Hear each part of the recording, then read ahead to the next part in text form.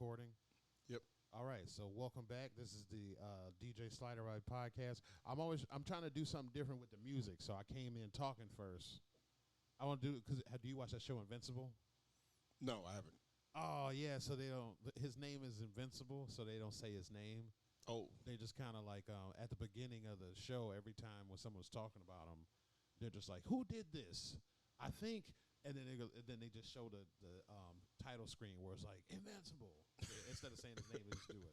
wow. Okay. So yeah, so instead of talking, instead of like doing the theme song, I was gonna be like, "And welcome back," and then now it's.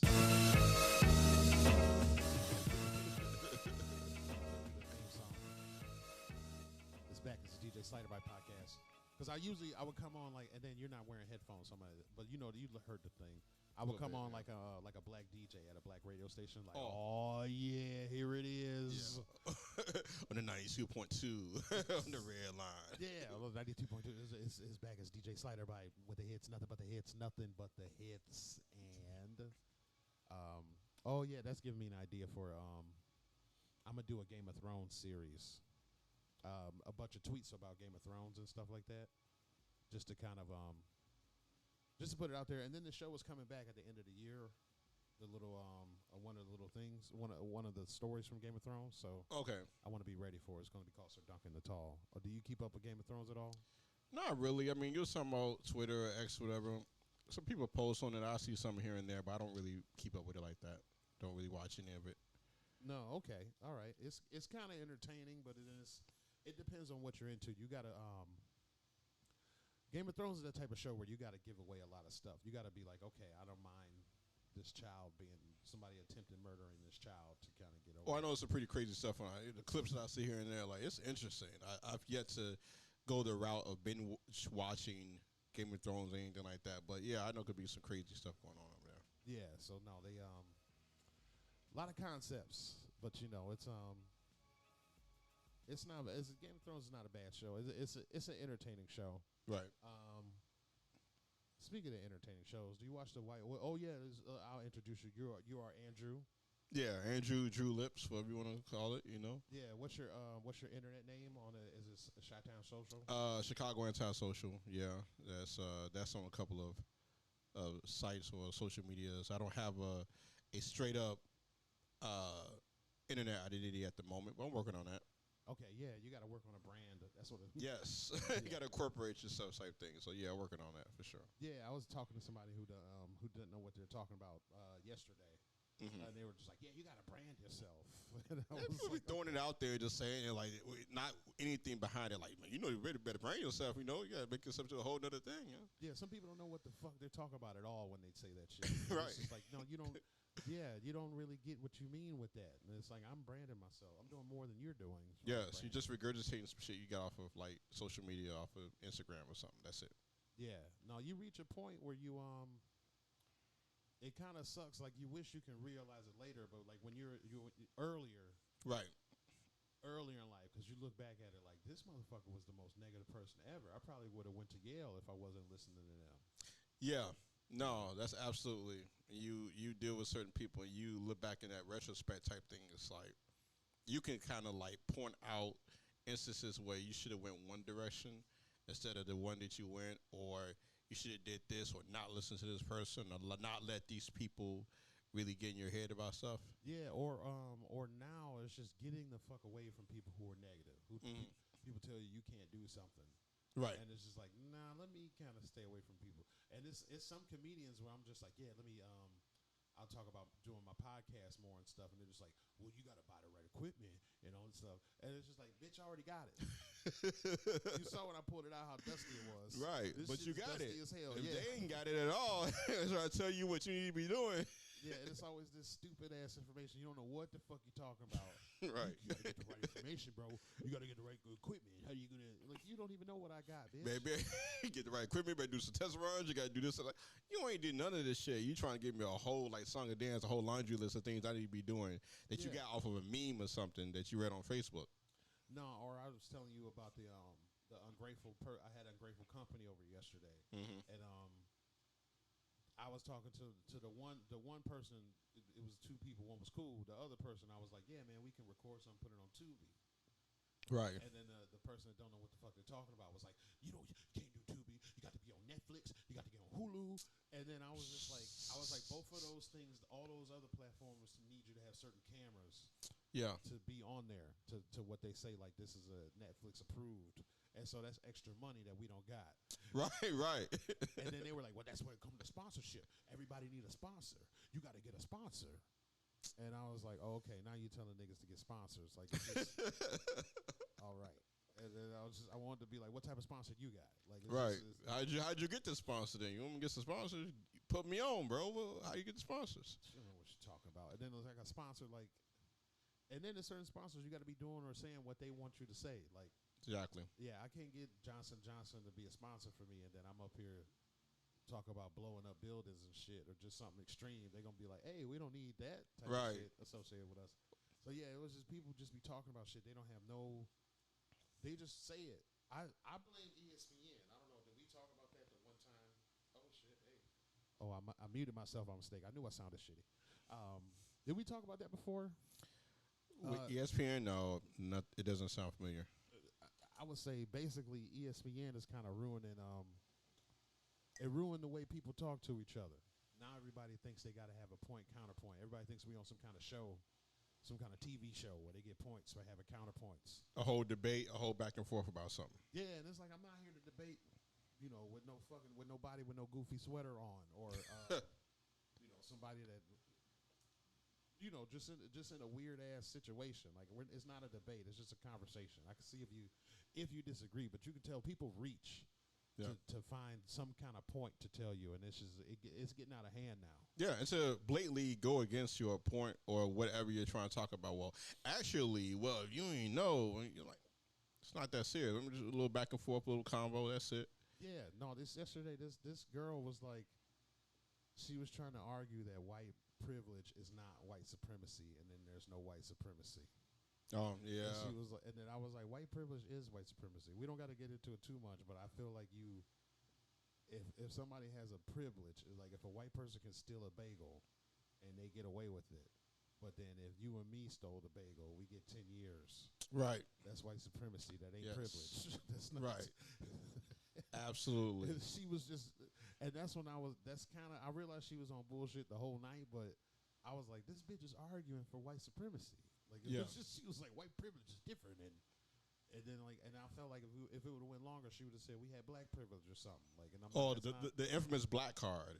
We get to pull out the black card. No, she would have said privilege because she was on privilege, and then I would have been like, what privilege? Like, what, we can go to Lim's barbecue without being bothered or some shit? Like, where a white person would be like, what you doing down here, white person? Like, we can get the barbecue, no problem. Right. Like, there's no. It was just like, I can't go into Inglewood without getting harassed. You can. Like, that's not black privilege. No, at all. This was a black person saying that, but yeah, that was I don't know. I guess I learned my lesson, man, because that was shitty. Yeah, sounds like it. Yeah, it was shitty when you invite somebody in your house and then they start complaining. And I'm like, I am really trying to. I made some homemade macaroni too, baked macaroni and baked beans. I've been perfecting my recipe with the macaroni. Okay. The baked beans, and then me and my Steven, he's another comedian. I was like, when have you ever heard somebody say they're making some baked beans? Like, baked beans is go out of a can into a pan that gets baked. Right. That's what I'm guessing. I've never heard or seen somebody making baked beans from scratch. No. I've never heard it. I never hear people talking about it. Like, oh, you know, I'm gonna make this whole thing of baked beans, and I'm gonna do this, and now I'm gonna jazz it up and all that. I don't really. I have seen some jazzed up baked beans where I'm like, I don't think this came out of the can. Like, specifically, for sure, I've seen baked beans with fresh ground beef in them. Okay. And bell pepper in them. Oh, that sounds dope. I remember eating that at places where I'm like, this didn't come out of a can. Like, maybe it was the regular basic baked beans, but then they cooked the ground beef on the side and then they baked it all together. That's possible, yeah. That's what I'm thinking. But it was, you know, I just bought some baked beans and put them in a pan and then baked them for like 15 minutes. Okay. They were good, but it still made me think, like, what was back in the day, like, was somebody making baked beans, or was it just taking them from the can and then adding some extra shit to them and then baking that? I mean, that was a point back in the day where people made damn near everything by scratch. So you wonder, like, how did they make the baked beans by scratch? It had to been done. Yeah, I mean, but even though we're saying back in the day, I'm talking about the 90s. You Right. know, usually when we grew up, when people say back in the day, it's like Yeah, the 70s and shit. 50s and 60s, their great grandmother, their grandmother, and all that shit. Yeah, Like, back when times was really decent. Like I'm talking about in the 90s when they was bad. We just didn't know it yet. right. And then now after 99, that's when you knew everything was fucked up. Yeah, yeah. And then we also think about, well, some things are even more fucked up now. It's like, man, I knew when, not me personally, because I've rarely ever been on a plane, but yeah, people talking about, I mean, you can go on the plane, you can bring whatever bag you want. You can, like, get on at the very last second. You can do this and that. You don't have to check it or anything. It was, like, way before 9/11.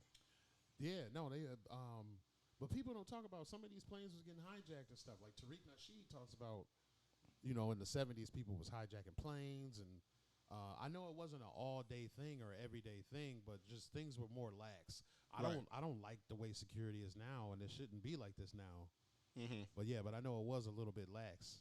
Yeah. Sometimes I'm for and against some of this shit because it's just like, oh yeah, it wasn't as much surveillance, but then it was like real people getting murdered. People was really doing heinous shit where you had to like watch out. Right. You had to really, I don't. But it made us. I guess it made us be more of a community and shit. Yeah. But yeah, it was like just crazy shit. That you don't even really even. I hope this don't happen anymore. But this is kind of a fucked up story.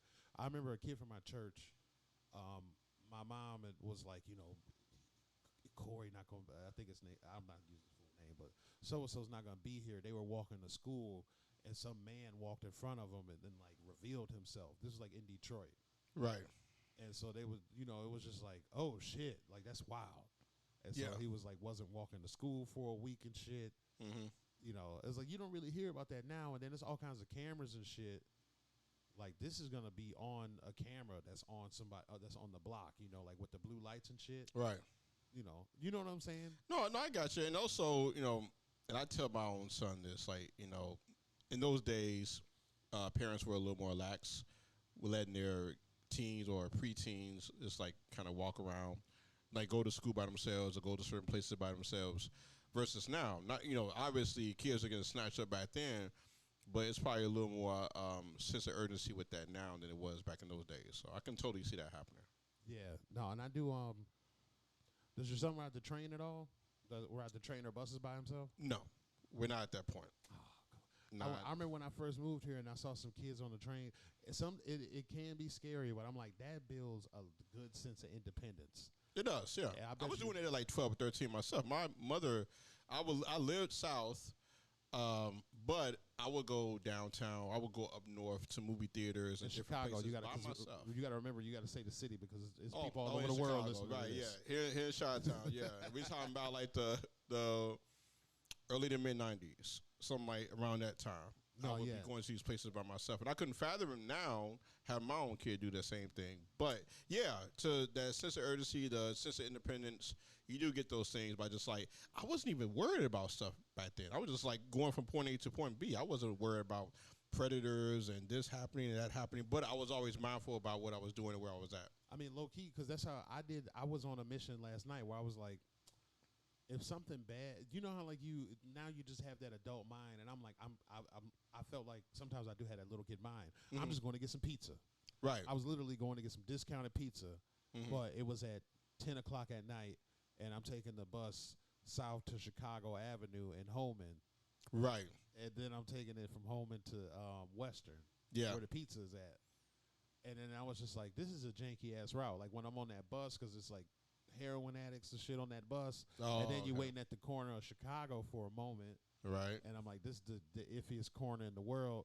But it's a corner where it's a lot of drug traffic, but it's got to be, if you know how the streets work, it's got to be safe. Because if too many people get shot over there, then the police is really going to be. Yeah, they bring the heat to it. Yeah, absolutely. Yeah, and people be standing over there like it's open. It's almost, I don't want to say it's open market, but. Open air, the west side's known for you. When you see a whole bunch of crackheads in one spot, heroin addicts in one spot, you're just like, okay, it'd be stuff going on. But I can tell it's a little bit changing because it's because I know some white people who live literally around the corner from there. Okay. And it's just kind of weird. Like, y'all live here? Why? Might be affordable. No, yeah, it's Yeah. affordable, but it's still sometimes. And then that's the thing about white folks and certain folks. Like sometimes the affordability don't even matter. It's what you're around. No, absolutely. Like you once in a blue moon when you have like somebody white or whoever like living in certain parts of the South Side. I'm not just talking about like Hyde Park, whatever. You're like you have some, like random white person that look like they would not live in the area, but they do. So you kind of like first thing you chalk it up to is again affordability, and them being one of those is like, well, either I'm not afraid, I'm not afraid of living here, I'm not afraid of living there, or I like being around like black people, or like I'm cool with this area, I'm cool with these type of people, so I don't mind living over there. Sometimes it's like you got to see what's going on, especially in an area where it's a lot of where it's like open drugs and shit. People walking around, people selling drugs and stuff. Yeah. It's not like the average neighborhood where it's just black people living. I lived throughout the South Side my whole life. I don't want to be in an area where I see an open air market or whatever the case may be. To me, it's I can see but they bought a house, so I can see the investment. But then it's still kind of like, it's kind of crazy, man. Like it's some shit that you just don't want to deal with, and you want to walk to the grocery store. You want the grocery store to be decent. Like I don't think that I haven't been to a ghetto grocery store in a minute, so I don't know. But it's just some shit like, okay, I'm not buying that. I just remember because I grew up on 8 Mile near Detroit. Okay. And so it was a Kroger, they're notoriously not known for not having grocery stores in the city, but it was a Kroger on the other side of 8 Mile, but it was like the ghetto Kroger per se. Right. And then when I started working at this high-end grocery store, they had I would notice the type of meat that the Kroger near my house would have. And then I noticed where I worked at that was high-end, and across the street it was a Kroger that was a competition, but it was a high-end Kroger. Okay. And that's when I first seen like Boar's Head. Right. And like the one near my house, it was like near Ferndale. I forgot what it was called, but it was Royal Oak Township. That's where it is. They didn't have Boar's Head. They only had maybe would like have like 1 or 2 different brands of meat, but the packaging would just be shitty. You can tell, and then like remember like how bologna would be. It would be bologna. You look at the back, and it's got the inside would be like yellow. I remember it. Yeah. Yeah, it was like they'll have shit like that, but then you see the Boar's Head, and it's like all made out of soft plastic. You damn near rip the whole thing with your teeth. Like I'm like, okay, I can tell it's better quality and shit, and just. Yeah, you can tell. It's like you were talking about the ghetto grocery store. Like, hey, you been into those where as soon as you walk in, there's like either a feeling of humidity or like a smell. I don't know, like a seafood like smell. Right. It hits you. It's potent as soon as you walk inside. Yeah, that is kind of messed up. Oh yeah, no. And then it was because it was a place on the east side. It was a grocery store on the east side called Randazzle or something like that. It was like on 8 Mile Estate in DeQuinder. Right. Or DeQuindrake. That's another thing too. So, but we just freestyling. But how do you feel about them streets in your city? Certain people pronounce them one way, other people pronounce it the other way. And then when you hear like a white person say like a crime happened on DeQuindrake Street, and I'm like, you pronounce it way different than everybody. Right. What is going on? Like, the funny thing about like, I thought it was DeQuinder. In Chicago, like I grew up, and I don't know if it was maybe a black thing, might be or whatever, but I grew up saying Roosevelt. But I get on the trains when they started having the announcements, they were saying Roosevelt. I'm like Roosevelt, like it wasn't just me too. That. Like anybody I knew was saying Roosevelt, but if you look at it, it is 2 O's. So you think, well, technically it would be Roosevelt. Yeah, but wasn't it President Roosevelt? Yeah. Was it spelled the same way? I'm not sure. If it was spelled the same way, I've never heard anybody like, because I've definitely heard stuff talked about President Roosevelt before. Right, and I've heard it as Roosevelt, but I never heard Roosevelt before. Yeah, no, I'm going to look that up, but I think it's Roosevelt. I just think they maybe put some stake on it. Right. In Detroit, it's a couple streets, but it's one called DeQuinder. But it was like some people say DeQuindrake. Like when because there was a movie theater that was on DeQuinder, and then like the voicemail, like you just called the Cinema 12 on DeQuindrake Avenue. I used like, to call this Cinema 12. What is that? Right. It was like, tell me when Blade is playing. But still, this is like, I didn't know you pronounced it DeQuindrake. Right. Which one? And then this one called Lasser. Okay. But a lot of people say Lasher. I can see that. Yeah. Lasser, but it's Lasser. I'm trying to think what's here in Chicago that some people say one way, other people say it I another would way. have to think about that because a lot of the stuff seemed to be more so like stores, like the jewel thing, jewels. We call it jewels, was actually just jewel, stuff like that. I don't know if like it's Jewel Osco. That's what the sign says. The sign says Jewel Osco. Right. Jewel dash Osco. It used to be the Jewel dash Osco, and then they took away the Osco, and then you start seeing like CVS's popping up. That was essentially Osco, I think, breaking away from Jewel. So CVS started becoming its own thing. I know some Jewel, I think, still has the Osco aspect, I believe, maybe, but generally that was like an older time when you had the Jewel Osco. Yeah, but I'm just saying like I think the one that's on Addison says Jewel Osco. Still had the Osco. Okay. Jewel dash Osco or Jewel space Osco. But I just noticed, me being a Michigan native, I'll say Jewel Osco. I'll just combine it. Yeah, you had people saying that. Yeah, I'm like back in the day, if it wasn't Jules, it'd be Jewel Osco. Yeah, because it's you just. But the way you just said it, you just said Jules. So that's the Chicago's the Jules. Like I'm going to Jules real quick. Like, what is Jewel? Yeah. So sometimes I'm like Julasco real fast. I'm going to Julasco to get some meatballs. But Where the fuck you going? But that's not too many. I imagine displays. Some people might kind of pronounce that a little differently as far as like a street name or the suburb, because there's both actually. Yeah, but that would be some people Displains. I don't know how people. They're playing. I don't know. I'm not even gonna butcher this, but Displains don't even go all across the city, does it? It's only on the north side, isn't it? Yeah, I believe so actually. Yeah, it's got to be something that goes all the way. A lot of folks still don't realize, as far as Chicago, that if you're south, it's more dependent on the numbers going up, and north is like more so the names. So yeah. Yeah, no, I wrote down these podcast topics, but they're a couple weeks old. So, because one is it starts off. I just wrote terrible tea, so this is probably about Trump being just inaugurated. Yeah. So terrible tea. I don't got a problem with terrible tea. Mm-hmm. I don't know. That's it's a show. It's a show called The White Lotus. Have you seen that show? I've heard of it. I'm not sure what it's about. Oh no, it's basically rich people going on vacation, and it's usually a murder. Okay. That happens.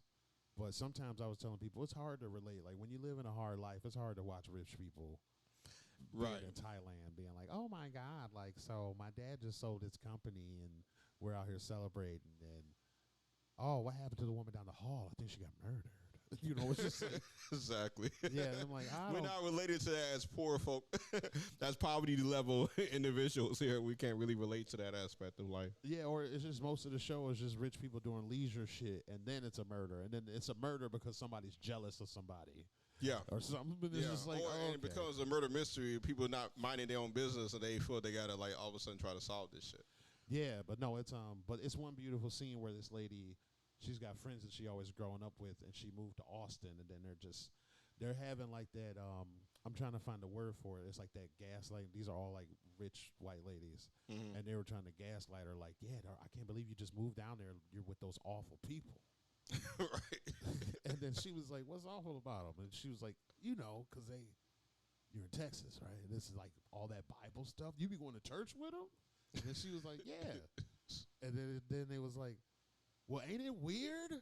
Right. And she was like, "Well, what's weird?" Without them really getting to like the meat of what they're trying to. Yeah, but then they said it, and it was like, and they were those Trump people, and then they were like, "Did you vote for Trump?" And then she was like, you could tell I like the way she handled. She was like, "Is we really about to do this tonight? We're about to be in Thailand and we're about to talk about Trump." And then she was like, then she just kind of changed it. She was just like, "Y'all just come down and visit, see what it's about, blah, blah, blah. Let's party." Mm-hmm. And it was just kind of like, that's how it is up here, where people kind of want to be like, "Oh, I told Steven, yeah, speaking of that, yeah, but you got to act like, you got to like downplay the gaslighting conversation, or you got to like get into it and be like, yeah, I hate him. Fuck him, right?" Right. And it's just like, that shit gets old, because it's like, you're not about to do nothing. You're not about to organize shit. No. Or really not support him or some shit. And it's just, it gets annoying. You're not going to do anything drastic other than just talk shit and complain. That's and I'm just like, I don't feel like talking shit. You're not about to do nothing drastic. I was at work, and it was this cook. He was like a Puerto Rican guy, Mm. and he was talking with these people at the bar, and they were just talking about Trump, but they were like really loud about it. They were cool, but I felt like a slave, and I had to catch myself because he was just talking, and then he looked at me, and I was just minding my own business. And then he was like, "Yeah, so how do you feel about Trump?" And he was like really loud about it, and I felt like a slave. I was like, I literally was like, "Don't be talking about Trump real loud like that out here now." I was like, "You better watch your tone now. You better." And then at first, then I had to like really realize that I was in a safe space. Right. Like everybody was cool, but at first I was like, "Don't be mentioning Trump now." Depending on who hear this conversation, I'm gonna have to fucking turn you in. Right. It's like, you ain't gonna get me in trouble. It's like, I'm a fucking dude put you on the spot though, man. Yeah, but no, it was everything was cool, but Yeah. I'm just so used to people acting like fucking maniacs. I was just like, right. I was like, you better watch your tone. Don't be talking about freedom too loud now. What's wrong with you? He was literally on my left side. I didn't even look at him all the way. I was like, what are you talking about, bro? Like, I was like, don't get me in trouble here. I am not. I will fucking act like you. I will like I would get a septum ring all of a sudden and turn you in. Like, oh, Hell no. You know something ring. Sheesh. yeah, that was the one thing too. That I'm glad that is transitioning race. And, Yes. because now I can tell a black or white person with the septum ring is not shit. And at first you didn't. You'd be like, I looked at the people different, but no, it's a black or a white person. If they got that shit, they're not shit. You know what? I've considered on and off actually getting that thing.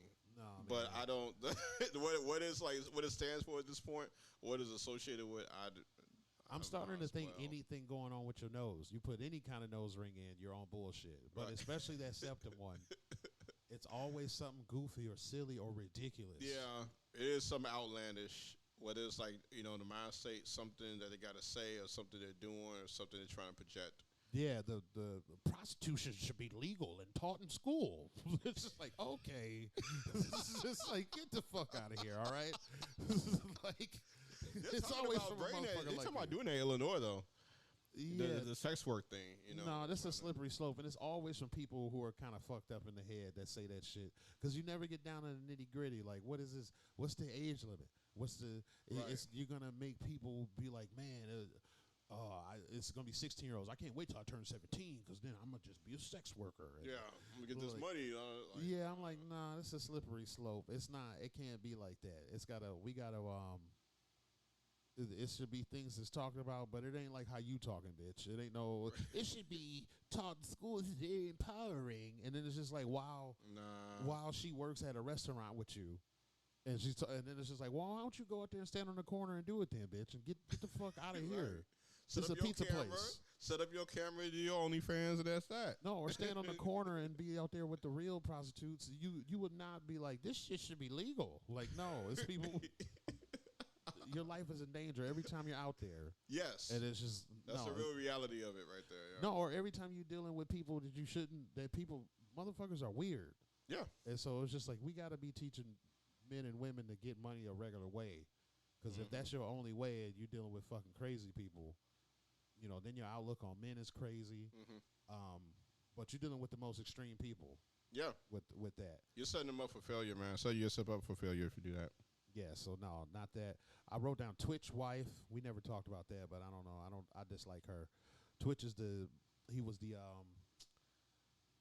DJ at Ellen DeGeneres. Oh, he was the one whose widow did not allow his family, his mother, to come to the wedding. Or or they had to sign Sign the non-disclosures. NDA. Okay, yeah, there you go. It all sounded, and then she didn't give a good reason for that either. I'm like, they wouldn't go come there and take pictures and shit, bitch. Like, it's not that. And then the one I got mad because she was like, because you know how when people sell a story too much, you're like, this story's bullshit. Yeah, Come out and say it. yeah, She was talking about, like, I found these things in his closet that I would never thought would have been in his closet. Then they cut the commercial. Then it came back and it was just like, yeah, the stuff I just found, and you're finding out things, and the stuff I found in his, it was like 5 minutes later, the stuff I found in his closet though was just stuff we never talked about, or stuff you would never think any body would have. Cut to commercial. And then I'm like, Right. what the fuck was in this nigga's What closet? is it? Right. And then she said, and then she wouldn't even get into details. She was like, she found some drugs in his closet. And I was just like, bitch, what? Like this, I It thought could you were be- about to say 17 dildos and all kinds of crazy bullshit. I was thinking the phrase. I thought it was gonna be some strap-ons and I thought it was gonna be some something like some leather shit. ropes Like and we shit ain't like never that. dressed in all leather. Handcuffs, He like, had a alright. thing where you can only unzip the mouth. Like what is Right. this about? Like ball gags and all that, and all nutsack clips and all this other stuff. she did all that to say he had some drugs in his closet. It didn't even specify the drugs, right? No, and then like it don't even matter to me what type of drugs. Like it's not even No. nothing bad. Y'all had a family. Mm-hmm. And all you did was find some drugs in his closet. Like you are wild, and you wrote a book on this. That was like the most damaging thing, but she made it out to be so much shit. Like I thought she was about to be like pictures of him and Will Smith doing, Right. doing the switch dance or something. Switch, like what the fuck, like, like, That would have been crazy. Crazier than this shit, though. yeah. I was like, this is preposterous. And then people was all in the comments roasting her. They was just because she was like, yeah, these are things that he didn't share with me, or something about like she was like, they was just like, yeah, he didn't even share these things with you. Why is you sharing them with the world? Right. Like this That is part. wild. What type of wife are you? And then I was just thinking like, you're not even exposing nothing that hurt you. Like usually it's something like, I thought he loved me, but he was dating Carrie Coleman this whole time. Right. Just something like, I thought it was gonna be some shit like Something that. outlandish, yeah. Yeah, or he was actually dating Ellen. You thought Ellen was gay, and I trusted Ellen around him. Like it was, I was just like, this is wild. Like it was. Like, this, Oh, that would have been so rich if that happened. yeah, that would have been better than what she said. Talking about she found a little bit of drugs, and it probably wasn't even bad drugs. It wasn't crack. Right. Like no. Or some prescription or some shit. You never know. No, or it could have been heroin, or I think it was probably coke. It was probably like upper echelon. He was on that Yeah. show, upper echelon type of drugs. It wasn't nothing. Yeah. Designer right drugs or something, yeah. Nothing to write a book over. No, but not it at was all. like the way they was cutting in them commercial breaks though. That's the one thing that killed me. Right. That first commercial break, it wasn't that many, but they did hit you with one. Mm-hmm. And then it was like, okay, what she found in this nigga closet? And it was drugs. And I'm like, Right. nah, that ain't it. That ain't it. You That's how made me you stick ar- get my attention. You maybe stick around for that. Yeah, that's how you gain an enemy. You just got an enemy, bitch. Like, Right. I don't even trust you no more with this shit. So yeah, then I wrote the halftime show. Oh, the Kendrick show, okay. Yeah, but the halftime show was to me it was one of them things. It was good if you were a fan of that shit. If you weren't a fan, you didn't get it. You were waiting on the game to start. Mm-hmm. If I was like the average white guy from Tennessee that's never heard of Kendrick Lamar, even though I hate how some of the worst people try to push stuff on people. Right. There's some regular white folks that's not racist, but they Mhm. ain't got time for that shit. No. So They just it's not, like, just not, come on, man. Like, yeah, they ain't like, got a knocker to be, kind of, they just don't even listen to rap, or they just don't even got time for that shit right Right. now. Get to the game. let's get to the game. And now you making me look like I'm some kind of white supremacist because I don't want to see this shit, or Right. and then you adding the pedophileness to it and shit. So it seems like it's extra shit on it to where if you're not involved, if you're not of the culture, Yeah. you're just waiting for the game to start. You're like, not this- privy to something. It got a heavier tone, and you realize that you just like, man, I just want to see the rest of the damn Yeah, game. and you got people excited to be like, "Hey, minor," and I'm like, Like, "Hey, what?" It's like I don't even got time for this. If I was just a guy that rode bikes and shit, that fixed on dirt bikes and stuff, Right. I'm like, I don't. What the fuck is this? What are y'all talking about? They should have had They should have had Kendrick and Coldplay. Yeah. It's got to be hot and cold. That's how you get everybody involved. That's why I think that it's would have been dope, actually. Yeah. it's a psyop. Yeah, that's why I think it's the only conspiracy theory I'll say. But I think it's a You psyop think it's just a psyop? Yeah. to get everybody involved. Mhm. And I think that was just a last ditch effort. Like, damn, it's not a lot of black people watching this shit. Yeah. Let's only get Kendrick. That way we get them type of people to watch, because those type of people normally wouldn't give a fuck. And they had Samuel L. Jackson be a part of it, and all this other To stuff. get the kind of intellectual black people. Yeah. Like, oh, this is something important. This is not just simply somebody rippity rapping on stage. You know. Yeah, and then you got them talk. See, this is a message, and this when he said this part, this when it broke down, Right. And you bring it down, and this you wouldn't have never got them people involved. It would have just been a game that they wouldn't have gave a fuck about, and then it would have been. Like Nelly would have did the performance. It would have just been average. It would have been Nelly, and then it would have been In Sync. Yeah. You get the hot and cold. And you had songs that majority of them, like even if they weren't rocking with it, they would recognize. Like most of them people ain't know about the damn Kendrick Lamar songs. No, yeah, and it was kind of obscure songs. It was songs that was dope if you know that. Right. But it was absolutely. Yeah, and I felt the same way with the Rihanna. Mm-hmm. Because even though, like, I know some of the songs because I'm a single man, I be going to the bars trying to dance up on people and shit to them songs. Right, yeah. But if I'm a fucking middle-aged white guy from Tennessee, Nashville, every time I go out, I'm hearing regular music. I don't hear Rihanna when I go out. Mm-hmm. You got a whole fucking Super Bowl performance of Rihanna. Like, this is some... Right. You alienate me. Yeah. Like, it's just... I saw that performance, too, so I know exactly what you're talking about. Yep. Yeah, I was like... Because at first, it was okay, but then it was just too many goofy girls, and I was like, oh, this is for them. Right. Because it's people who want to see this game that's like, when is this shit going over? This bitch is gyrating, and she's pregnant. Right. Yeah. So on top of that, it was just again, just alienating. Like even if it's a big name performer, you find a way to kind of include people in versus a performance where you feel like you're on the outside, and you really don't, like you say, you don't know what the hell's going on. You're not familiar with these songs. You're familiar with these people only by name, and maybe the occasional news blur, but that's pretty much it. I'm like, all right, I'm just sitting here with my hands in my, sitting on my hands and my hands in my pocket, waiting for this shit to be over with. Yeah, waiting to see if they're gonna come back or some shit. So yeah, nah. And then I wrote down. Then let's see, on another topic I wrote. What do you need to know that for? No, that was. I think I told you about this when I went to the doctor. I got a physical, and I asked the lady what was my blood type, and she was like, "What do you need to know that for?" Did I tell you that? I tell you that. No, you didn't actually. No. Yeah, I went to the doctor. It was like a couple months ago, and I was just like, they finding out everything, doing blood tests for like STDs and shit. And then I'm like, well, what is my blood type? I need to know that. And she had the mask on, and you can tell she like scoffed and was like, "What do you need to know that for?" Right. And I was just thinking like, because it's my fucking blood type. How come I don't? It's inside my body. It's funny that you say that too, because I actually asked my doctor once, not the most recent visit, probably sometime maybe last year, year before, and it was just he kind of waved it off on some old, it's gonna cost extra money that insurance. Yeah, they were saying that. I'm like, we're already doing all these tests. You guys are about to take a bunch of blood for right years. Now. How many times a year I've gotten blood tests? The site where you can't even eat beforehand. You got to fast. Yeah. For you to get the test and everything, and it's the most basic thing. And you have people that I'm AB, I'm type O, I'm this and that, and I'm like, why don't I even know my blood type? Yeah, no, I don't see. I was just offended when she acted like it's not important for you to know, right? And because to me, it's a thing to where now they're I don't know, it's conspiracy, but they don't want us to know things, and right. I'm like, this is my body, and so you literally I don't ever want to be in a position where you know more shit about me than I do. Absolutely. Because society already has that with black folks in general. I thought we grew up like everyone should know their blood type for one reason or another. Yeah, and that's how it is too. I grew up kind of old school, and it seems like they're not, even though it was like new school, old school, because we never did the blood test at school to see. Right. Because I know people who grew up in the 80s and shit, they've done that. They've done that. Now it's like whole blood and all that stuff, but...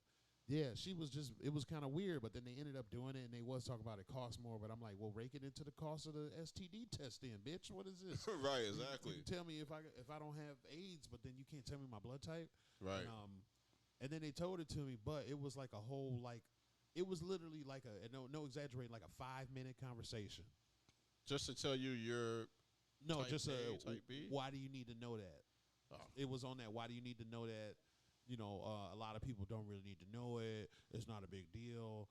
And then I was just like, I hate to show my age, but what if you get into a car accident? You might need a blood transfusion. Mm-hmm. Well, and then she was like, they'll kind of do the test on the spot if they don't know. And then I was like, well, why don't I? Just know it then. So it could Right. be on my driver's license already. Absolutely. Or I could just be, if I'm conscious enough, I could tell somebody like, oh, negative. You know, just like, what's, you know, like, I could write it in blood on the windshield. That's true. Yeah, like I was appalled by that. People who want to, I feel like that's when somebody's got something up their sleeve when they want to know more information, Mhm. or especially like you talking, or it might you talking to somebody. It's an argument or a debate.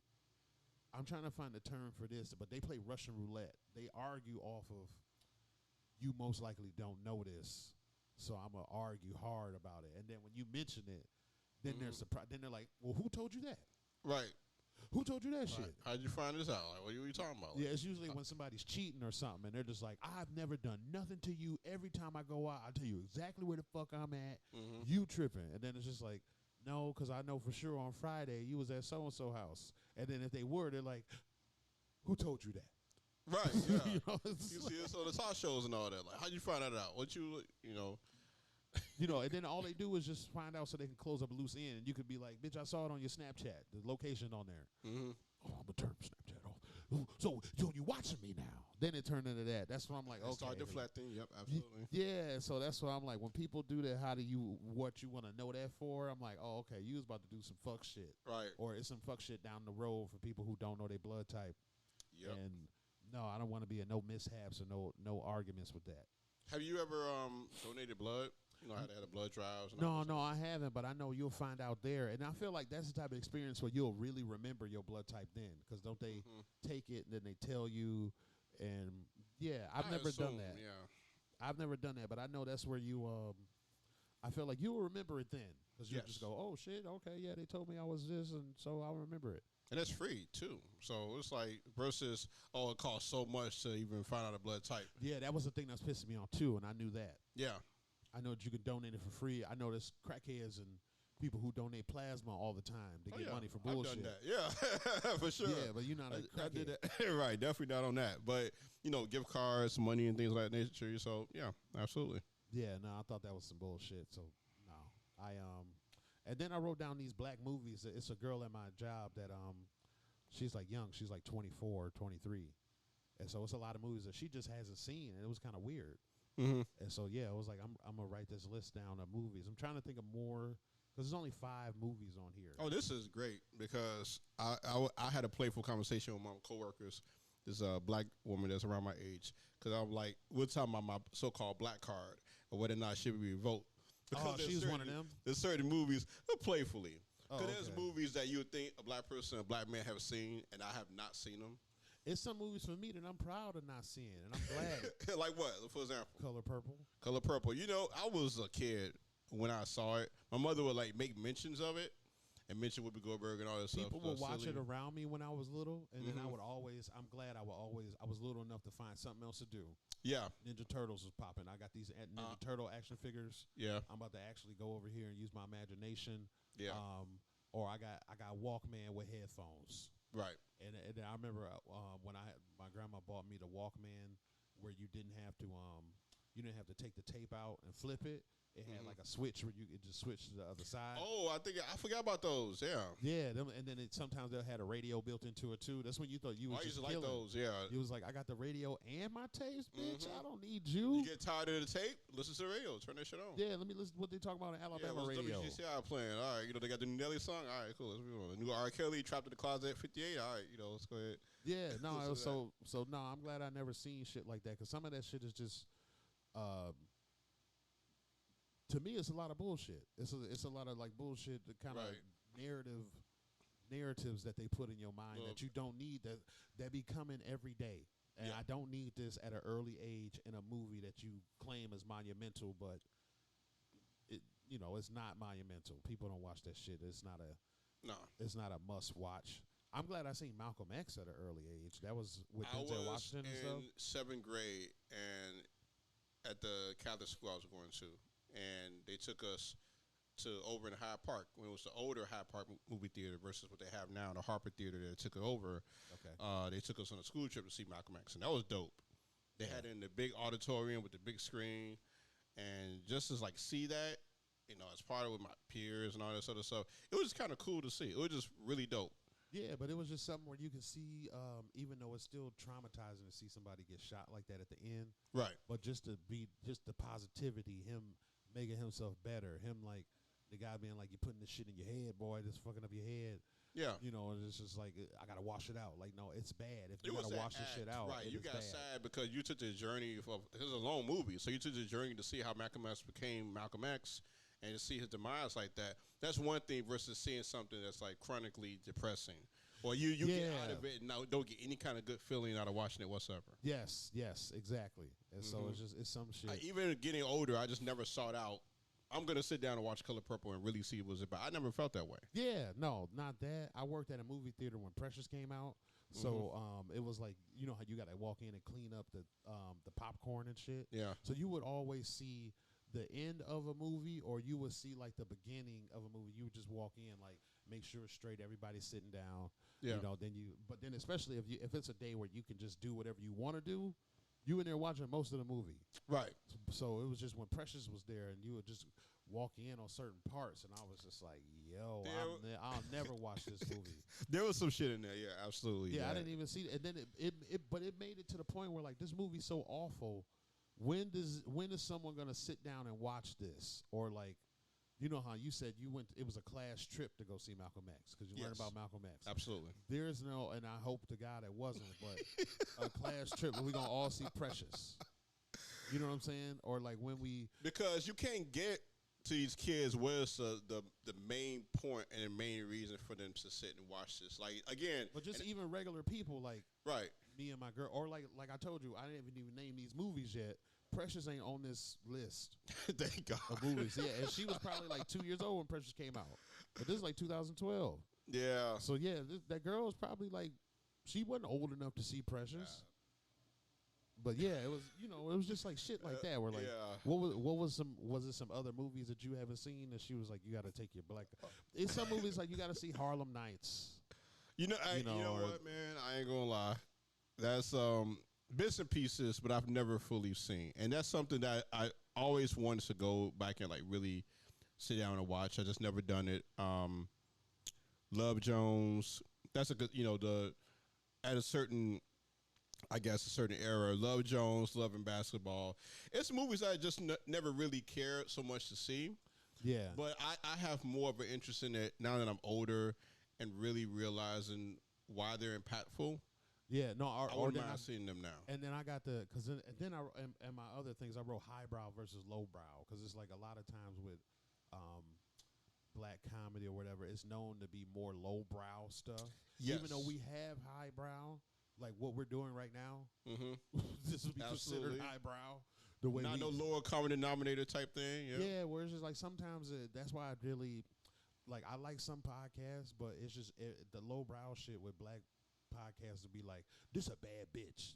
Now we're gonna talk about who's a bad bitch for 20 minutes. Right. What's a bad bitch? And then Yeah. add 10 more minutes to be good pussy. Well, what's a good pussy? This is good pussy, man. Good, like that's lowbrow shit. You gotta have a mind to be like, this is lowbrow. Why am I even listening to this? No, shit? so I say that to say like you just named kind of highbrow, Right. good black dating or black love movies. Where I've kind of seen some of those, I haven't seen them all. But then a lowbrow one, somebody was just talking about Booty Call. I Remember shit remember like it that? being. I remember when it came out. I just never seen it, and I definitely wasn't interested in seeing it. Yeah, it was just like, but then the Booty Call might be in the same vein as an American Pie Right. or something like that. But it was just like Yeah. lowbrow, raunchy. Gotta Yeah. get the skins. Gotta hit it. I'm trying to hit it. Everybody's sexual, super sexual. But that was like Hypersexual, that was like a big movie or whatever. Or the quote unquote they pushed that on people. At that time, yeah, absolutely. That was a Jamie Foxx, right? Yeah, that was Jamie Foxx. Yeah. And Just he was like that movie, like Baps. it was in my mind too. I was gonna probably mention that verbally, so you mentioned it first. I remember yeah. my mom went to go see that at the dollar store, or at the $1.50 show. Right. So I remember seeing that, being like, "This is kind of stupid." Like, oh, it's like they took them from the hood, and now they. I wasn't interested in it at all. I remember it being stupid. I haven't seen it since I haven't seen it since an adult, but I was like, "This is dumb." But that's I like saw some stuff online like, it was actually not a bad movie. It was actually a very fuck out here. any time where you, and then it's just that same trope or because I guess it'll never get old. Where you take a fish out of water or whatever, but it's just Like Pretty Woman or those things where someone is not used to a certain social situation, whatever, and you throwing them in there, and hilarity ensues because they don't know how to react to certain things. Yeah, but then especially if they're black, then it's just like, normally, man, I know my uncle would take his gold teeth out before he ate. Right. So, exactly. So you talking about no elbows on the table? It's usually teeth on the table. Right. Absolutely. So it's just like, oh my god. And some of that stuff really isn't funny to us. It's not meant for us to laugh. It's meant for other people watching it to laugh. If you get what I'm saying. So. No, yeah. So I put Boomerang is on here. I did see that long time ago, but I saw it. I watched Boomerang again like recently, maybe 2 years ago, and to me it holds up a lot. I just like it because it's just the way they're talking nice.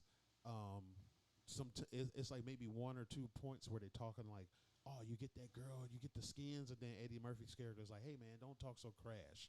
Even though he is a womanizer, he still like not talk about let me get the pussy.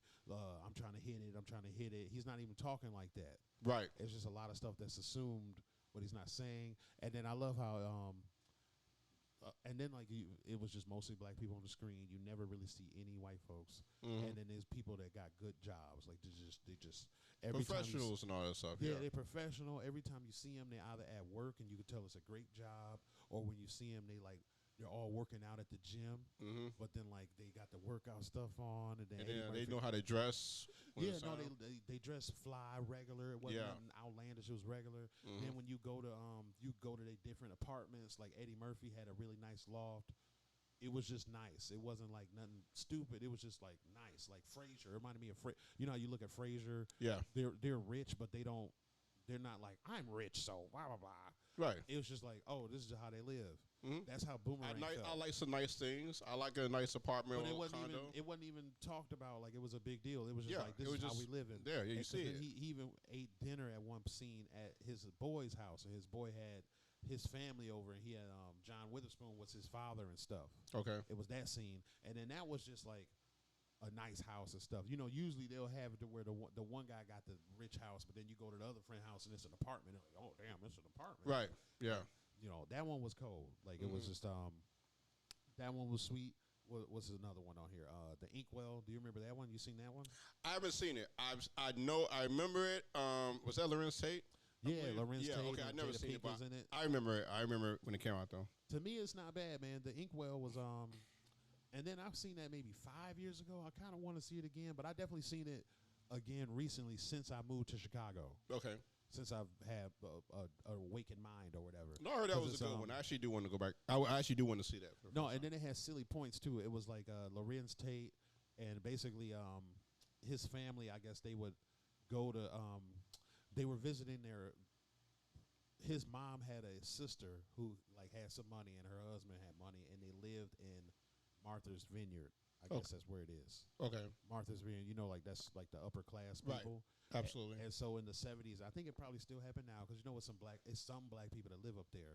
So I guess it's like 1 week in the year where all the black people would come up there, and so most of the white people would leave, and they would call it the Inkwell. Wow. But it's in Martha's Vineyard, so it's people that got money and stuff. But okay. So it's never addressed like poor or classness, but it's people that got money that live near Martha's Vineyard. Right. And so Lawrence Tate's family is hanging out with them for the summer and then it's kind of joking about it, but Lawrence Tate did something to burn down their house, so he's like troubled or whatever. Oh, it's like a goofy way of saying he's troubled. Yeah. And so they're just there to kind of hang out and get their life together, I guess. And then his dad is supposed to be like a revolutionary type guy. He wears leather. He's supposed to be like a Black Panther type person. I got you. Okay. And then but they with his mom's sister and then his mom's husband, and then the sister's just upper class black lady, and then her husband is the general from you ever seen A Different World? The guy who was the general? Yeah, I remember. Yeah, he's been in a whole bunch of different stuff besides that. But in my mind, I only know him as the general from A Different World. Same here, yep. But then when I seen him in that, he was just an arrogant upper class black guy. Okay. And so like he walked around with like a cigarette with the plastic thing. Oh wow. That's connected to it. Yeah. He was supposed to be one of them. And so he was just like, yeah, come on, brother, hang out. You know, this bigger than what y'all got, you know. and then they had like a scene where they was talking about ideology, and he was just like, see, that's what you got to focus on your money, man. You're doing all this power and all this kind of stuff, and then he was the dad would just be like, well, yeah, well, you kind of forgot where you came from, and you kind of rude in classes and shit, and I think they was disrespecting grits at one point too, because it was like, yeah, you gonna cook some grits and something, and it was like, grits. You see where we live, you know, and it's slave food, and it was like, grits ain't slave food, motherfucker. You know, so it was a good movie with good. It was like a good coming of age movie. Okay, that's what I got out of it. It's the coming of age aspect of it. Yeah, But it was dope though. It was something that where you don't feel like you're wasting your time, or it's nothing that's cringy. You know how sometimes some of the movies is like, oh, this is kind of cringy. Yeah. This is kind of weird. absolutely. No, that one was good. I wrote down Hollywood Shuffle. I'm ashamed that I still have yet to fully sit down and watch that. That and Bamboozle. I feel I need to watch both of those things. Like, What Bamboozle came out in the '90s with Halle Berry and shit. yeah, See, I kind of want to see that. I've never heard anybody say like this is deep right. or something like that. It was isn't it where a white politician pretends to be black or something? Oh no, that one with Halle Berry is Bullworth. Bullworth, okay, Yeah, Bullworth. yeah, and Oh no, Bamboozle was the tap dancing guy. yeah. Yes, I remember think kind of that's, seeing that. Spike Lee, I believe Bamboozle is Spike Lee. Okay, see, I might see. I'm not that. See, I don't want to say it on here and then try to get a job with Spike Lee. But yeah, Spike Lee movies don't be moving me like that. But I get it. I respect Spike Lee. I've seen And what he a does. few. I haven't seen as many as some folks have seen. Hollywood Shuffle was cool because it was made in like the middle '80s, early '80s, and it's just about Robert Townsend trying to be an actor in L.A. Yeah, But it's a lot of that shit is relevant right now. I believe it is. I actually do want to see No. that one at some point. And then especially how you know how now they show all these British actors be like, they'll be like, yeah, motherfucker, I'm Yeah. the biggest dope dealer in Baltimore, bitch. Getting Bow down. the black British actors. to Yeah, take and then over they'd be the like, roles. cut. And it's like, oh, yeah, so anyway, like, are those my crumpets right there? Right. Like, can I have my crumpets, please? Yep. It was just like- and so, no, this movie showed all that shit in the early 80s. Yeah, I know They that show was stuff like even that before now the where 90s. he was like, he was supposed to be a slave, and he was just like, no, you know, don't beat me. Then the white guy's like, okay, so let me tell you, like, you gotta, where's the feeling? Okay, you gotta, like, get down. And then at one point he called this other British guy. He was like, and then the guy is a British black dude, and he's just like, oh yeah, so what would you like? Show him how to be a slave. Don't beat me now, sir. It's like, see, you see that? You see how he did that? And yeah, it was just shit like that. And then it was, you know, it was coming off the '80s, so it was at one part where he had to read some shit. It was just making fun of like black exploitation, where That's it what was I like, got this from is it. the movie, and then he was reading the lines, and he was just like, that's my brother. You killed it, my only brother. I'm gonna kill you. And it was just like, no, you gotta have more feeling than that. And Oh no. you know, so it's like goofy shit like that, where it's Right. just, but you know, it's highbrow shit. Absolutely. So no, Hollywood Shuffle's definitely good. And then Meteor Man, that's from the same people. I did see that in the theaters. Yeah. Yeah, Meteor Man was Yeah, like Robert a good. Townsend. Yep. Yeah, that was a good one. And then the number one movie I wrote, Blade. Blade. So, Yep. Blade had a lot of and then like who was the man that's connected to Brother Panic and shit? Bobby Hemmett. Bobby Hemmett. Yeah. Yeah, no, he talked about the Blade, and I noticed that how they just got to get you with the imagery. And Right. so Blade just was it had a black main character, and then what was it? His the black girl, the nurse. You seen Blade, right? I have. Yeah. I actually liked it. Yeah. Yeah, and it was just like she was like working with him. They was working together. They was a team, and then he was like they had to break that up. And then in the second movie, they just mentioned her. He was like, "Where'd so and so go?" Well, she went her separate ways. And then Right. all of a sudden, you got everybody else. And then the third movie had Ryan Reynolds. They basically took over the fucking third. Ryan movie. Reynolds and Jessica Biel, and supposedly that was a big source of contempt from Wesley Snipes that they paired these two white actors basically and with him. To me, it was you can tell. And then like I hate how they're like Wesley Snipes was so hard to work with, and they'll have them stories. I and was I'm like, reading all them. yeah, stories I'm like, I about bet that, he yeah. was. Y'all was taking over his franchise, and then all of a sudden it's these other people where half the movie is about them, Yeah. and then you're just making jokes. He was hard to work with. I'm like, yeah. And I'm like, this is. And then when you kind of look at the grand scheme of things, I don't know how he was just like, yo, I basically made Marvel movies. Like they was going bankrupt. Right. Absolutely. My whole movie started this shit. Like, and then I'm thinking maybe when the Blade Trinity came out, what other Marvel movies? Maybe Elektra was out. They had the ball rolling. They was like Daredevil. they done did an point. X-Men movie. Yeah, they probably done did maybe 2 X-Men movies The by X-Men then. ones, yep. He's like, yo, I kind of started this, so I can see him being salty about it. Mm-hmm. But no, Blade was just, to me, I thought it was dope like that. And then he wasn't, it, he was a black superhero guy, but it wasn't addressed, or it wasn't like a, oh, you got a black guy as the vampire. You know, like nobody ever said that. It wasn't like the big emphasis on this black superhero, anti-hero. Yeah, yeah. like it was just like he just happened to be black. Yeah, even like the main villain and stuff was just trying to kill him and shit, and it was never like a get your black ass back here, Right. Or yeah, it was like, damn, I can't believe you black. It's a black guy killing us like this. This crazy. Yeah, yeah. exactly. It was. That's what I'm saying. That Right. shit was cold, and I was like, it was just a regular movie that you can kind of look. But it was back then when I was a little kid. It was just so dark and gritty. Yes, stuff. I saw it in the theater. I saw it at the now defunct McClure Court movie theater on the near north side, and it was amazing when I first saw that. Like, man, it was just, I just thought the whole movie was so dope.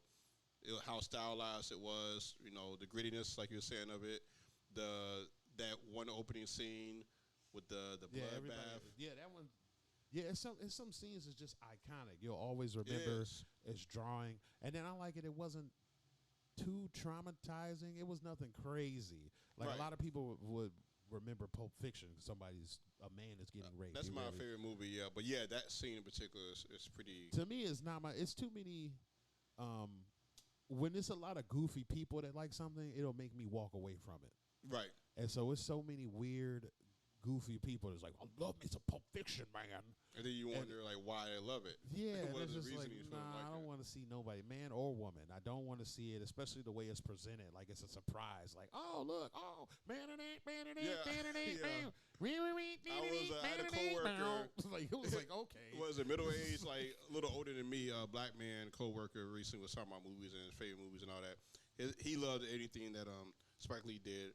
And I was talking about Pulp Fiction and Quentin Tarantino, and that was something that he really like frowned upon from the Pulp Fiction movie. Like that was something that just didn't need to be put in the movie. Yeah, and it I was agree. You could have even like maybe implied it if you really need to in the context of the movie, but to actually have that in there. Yeah, no, but then I can get he's getting his revenge, and he's just like, I'm not gonna kill you because you helped me, so don't Right. tell nobody about this. Right.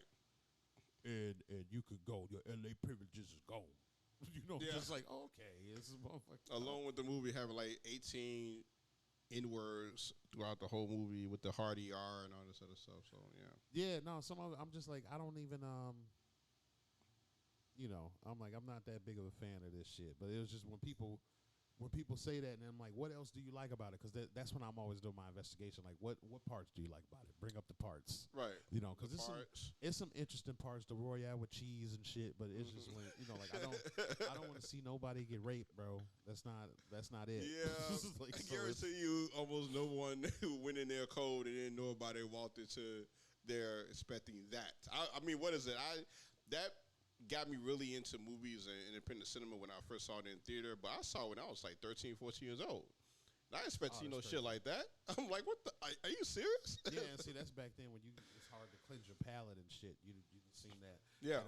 Because then even like Cat Williams was talking about Friday After Next and the whole like, Damon, I'm a boy, Damon. You can't do this to me. And people was laughing because I remember we saw Friday After Next in the movie theaters. But it's just now when you watch it, it's just more cringeworthy and not funny. It's just weird how, and I don't think that would be that funny now. Like a comedy where a guy just got out of jail and he's just trying to rape and be all up on people and shit. Right. And then niggas is like, get off me, Damon. Well, you know, I'm just saying, man. When we was in there, it was just the fellas. Yeah. You know, like that wouldn't be that funny now. That wouldn't. I would hope it's not funny now. It's kind of one of these internet comedians that do the skits. I don't think it was Country Wayne. I forget the other dude. I forget his name. But he did something recently online, an online skit featuring Fleece Johnson, the Booty Bandit guy. Oh shit! Yeah, I don't know nothing prison. about this. And basically, it was just a skit about him being like new in the prison, and Fleece doing all these things to try to close you up to him. He was on the payphone at one point. He got the honey bun. He put the honey bun on the payphone and all this other stuff. And he started creeping up on him and all this other stuff. And I think the final scene of the skit was like he really was trying to get in and trying to take it. So, and as somebody was mentioning online, like, this it's not really funny. Like, you making fun of something as hardcore as that, as serious as that, and you making it into like, it don't kind of joke with a setup and a punchline. It's literally, it's a male rape situation featuring a guy who really was known for doing that for real, and you like making it like it's a comedic thing. Yeah, no, and then this is, it seemed like something that hit in the 90s. People thought it was funny. But, it's something that's just not funny now. Yeah, there's stuff in retrospect that back then it was like, that you like really look at it with different lenses or older lenses, and you like, oh, shoot, that's not really like laugh work. It is cringy, like you were saying. Yeah, and then like as Mike Epps is talking about it, and he's, his career, that's a huge foundation of his career. Not the whole definitely. Thing. But just that, I'm a boy, Damon, and you're like, okay, this shit wouldn't even be funny like that now. Right, yeah, absolutely not, yeah. It's kind of wild. I had my identity stolen recently. I think did I tell you that? Sounds familiar. Or just when people use my credit card. I still had to file a police report. Yeah, on that. yeah, you mentioned that part, right? Yeah, and in Atlanta, I wish I was in Atlanta. They had a better time than you did, apparently. Yeah. Yeah, it was some bullshit. I got my money back, but it was still kind of crazy that they did that. So. Yeah, I mean, I never known of a time of me living where scamming and all that stuff is at an all-time high, regardless of how they're doing it. Someone's always finding a way to get a lick. It's always been like that, but really just all at once at this point in time. To me, it's kind of crazy. And then it's like when things are supposed to be electronic and traced and stuff, because I'm like, you got Instagram, you bought some tickets with Ticketmaster. Right. And you, it's Ticket with Ticketmaster, DoorDash, and something called the Black Brunch Fest. So I'm like, with the DoorDash shit, you got that delivered to a house. And it's not a house I'm associated with. So that should be there. These tickets, like they came from a computer. Like, which email you sending this shit to. Right. Exactly. Because you're digitally sending these tickets somewhere. You have to have an account. Yeah, that's so it's like, you can't trace who these people are. Yeah, and it was and then specifically, and then we brought up Cat Williams because it's Cat Williams tickets. But it was like, you know what I mean? All this shit is traceable. It's traceable, especially the DoorDash shit. Mm-hmm. They got something sent to a place and ate it. Yes. So it was so it was like, okay, who lives there? Where is this place? Yeah, what account? Like you said, accounts. Yeah. You got an account, so you got some kind of weird account you order something on. It wasn't some empty parking lot. Yeah, maybe you made the account fresh, but you still had to put information in. No, I don't get the way people be scamming. No, it was just kind of fucked up. But I got to make a whole report and everything, and be a part of that. No, you definitely got to do on that ASAP, man. Just get out the way. Yeah, no. Then I got my list. What else is it? You don't drink, do you? Seldomly. I drink every now and then, but not too often. Oh, I'm trying to now. It's a thing. Belvedere is coming out with a Belvedere 10. Oh, what is this about? It's Belvedere that's made from a specific rye. Okay.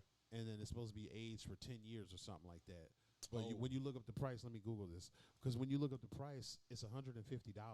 I was going to ask you the price because I knew it was going to be kind of high. And my thing is, I feel like we're on the cutting edge of it. It's not even available everywhere yet. It's only available in New York, in California, and Miami. Of course. Not even in Chicago yet. No. Usually, how is Chicago getting it fourth? We're not the party destination, though. We're not Miami. You're not going to be in Chicago and, like, hold up the bottle. It's like, hey, look at this. You're going to be somewhere in Miami, maybe somewhere in New York.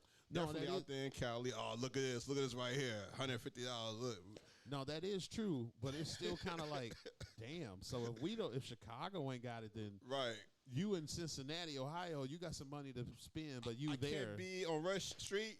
I can't be in Oak Street. in front of, holding up the bottle and all that. Come on now. What about people in Louisville that got some money? Right. It's like, we got some money to spend, but I'm in Louisville. These are probably like cheaper down there than it is like in these other cities. They don't got some money for that. Or even if it is, like, they got money. But it's just they live in Little Rock, Arkansas. They're the richest motherfuckers in Little Rock, in the little suburb they in. They ain't sexy, though. When they go out, they buy shit. Yeah. But they just can't. They can't get this. Can't get the Belvedere Terran, no. You live in Mississippi, Biloxi. That's a casino town and a beach town. Right. It's people that got money. It's movers and shakers in Biloxi. I can see somebody holding it up in that case, but they ain't gonna be able to hold it up. You see the way it looks? That's crazy looking. It looks good. They said it's $150 though. I need a sip. I need a cup. I don't need that big ass bottle. Yeah, and then look at where you can see where it's at. It's only on the coast, and I'm like, you can't even get it in. And these are restaurants and stores combined.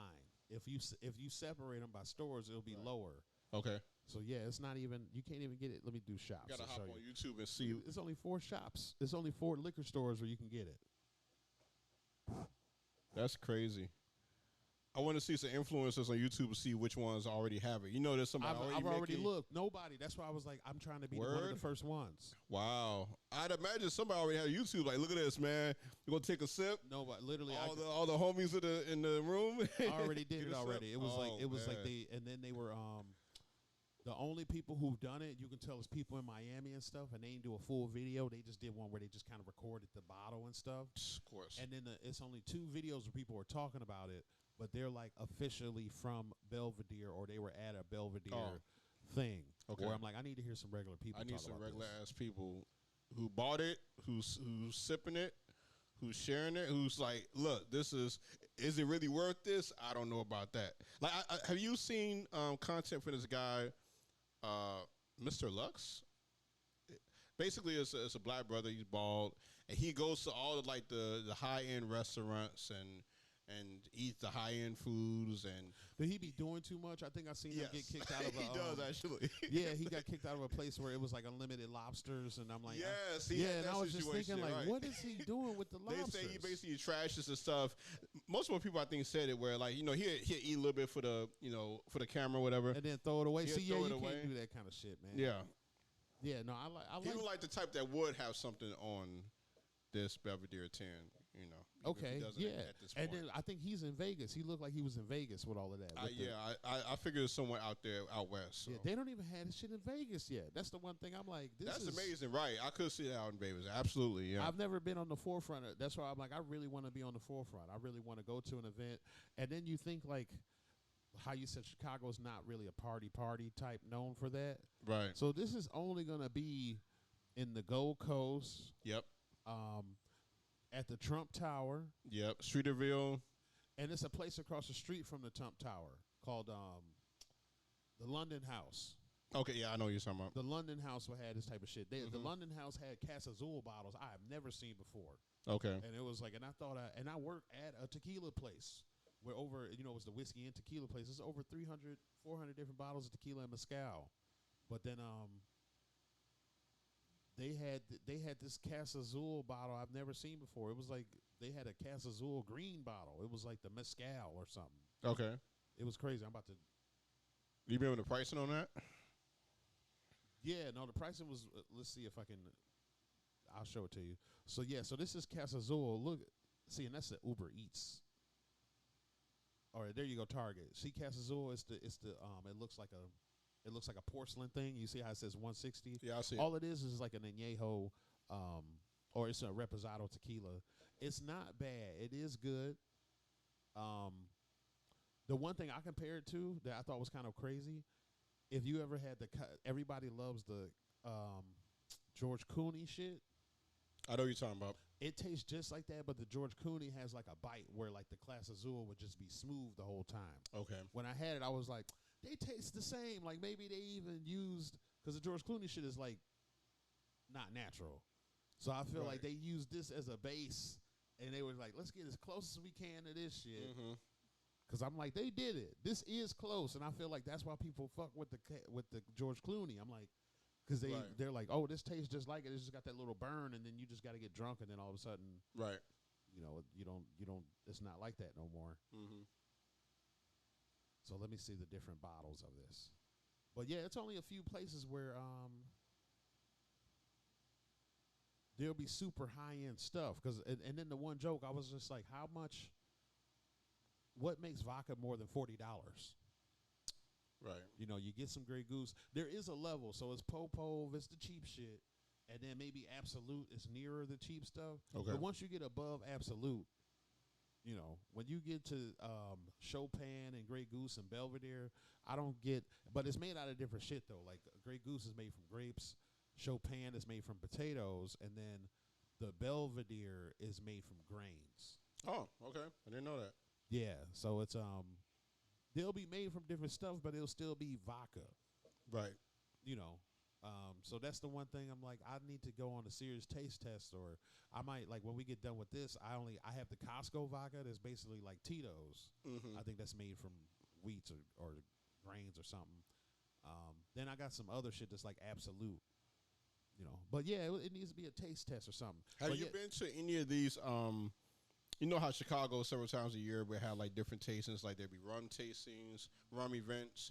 There'd be like vodka tasting, cider tasting. Had you ever go to any of these events? No, I'm gonna start going to them. I work, you know, the place I work at has a lot of whiskey tastings. Whiskey tastings, yeah, So absolutely. yeah, I was like, I'm privy to a lot of whiskey tastings, but I don't drink whiskey. You know, but yeah, I see it.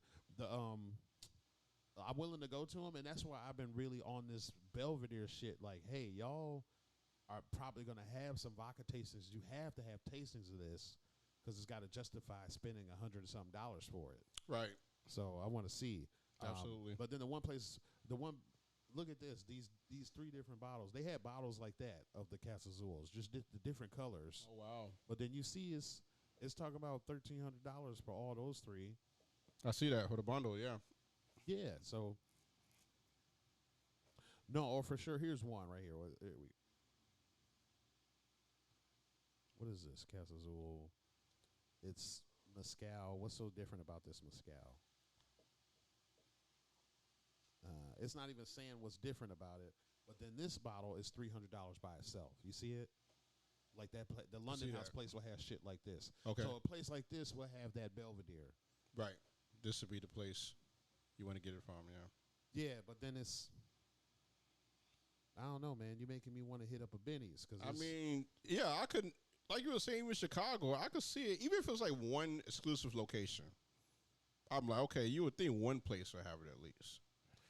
Because we are a lifestyle, you know, drinking city and all that stuff. Yeah, so. it's the third biggest city here. But yeah, it's big. And then the one thing that's unique about Chicago, it's the in-between where like West Coast companies that's trying to make it across the U.S., they hit Chicago first before they go to the East Coast. Makes sense, yeah. And then it's vice versa. The East Coast companies will hit Chicago first before they go to the West Coast, before they expand to Denver and Las Vegas and California. Right. They see if they can get it popping in Chicago. Right. So it's just kind of weird that we don't have a vodka product. And then there's a lot of Polish people here. It's a lot of people from those areas that drink a lot of this stuff. Absolutely. You're right, yeah. Yeah, it's kind of strange.